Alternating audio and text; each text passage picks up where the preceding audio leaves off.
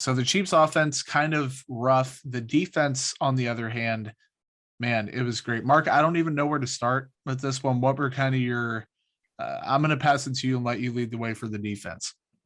Yeah, from the get-go, from the very start of the game, the crowd was into it. It was, I assume it was a sellout, or if not, it was close to it because the stadium was packed.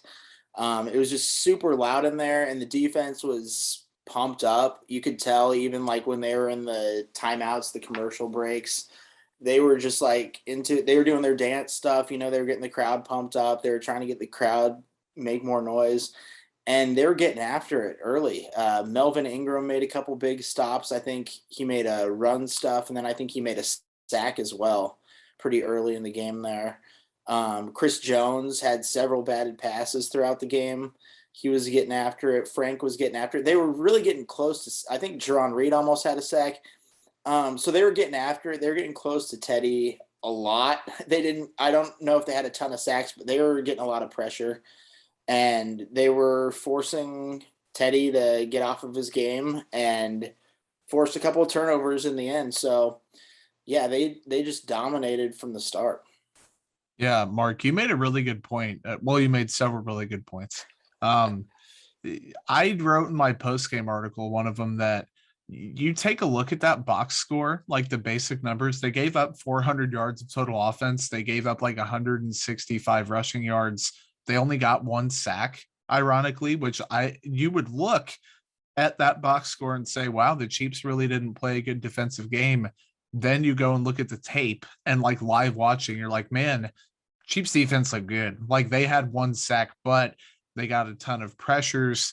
You brought up Melvin Ingram, and I am usually not big on the whole bring in someone mid-season type thing, especially with the Chiefs. It just hasn't always worked out for them.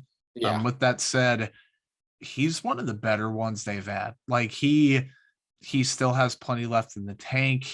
He's healthy. He probably still doesn't totally understand the system yet. Like he's probably still freestyling a little bit and freelancing. Reed said, we view him as a starting caliber player, but he doesn't necessarily have to start. He can play better run defense than even I thought he could coming in. As a pass rusher, he looks really, really good. He had the run stuff. He had the half a sack that he split with Willie Gay Jr. early in the game. Melvin Ingram, man, he just looks like he fits. I don't know what the snap count's going to be moving forward. I don't know, if he, Frank Clark, and Chris Jones can all stay healthy. That's always not a given with any of those three guys.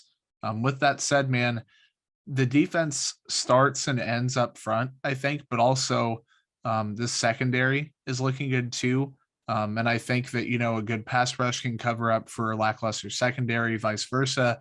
Both of those units, and we'll talk about that secondary next, are really looking pretty good.